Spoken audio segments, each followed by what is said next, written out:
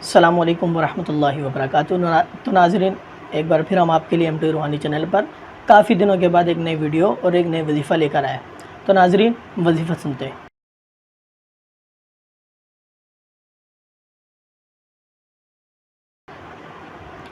آج کا وظیفہ ہم لے کر آئے فالج اور لقوہ۔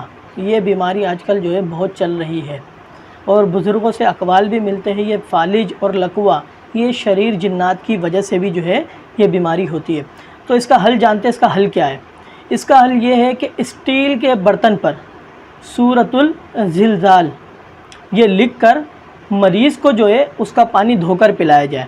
اور اس کا دوسرا عمل یہ ہے کہ اسٹیل کے برتن پر لکھ کر سورۃ الزلزال یہ مریض کو دیکھنے کے لیے دیا جائے۔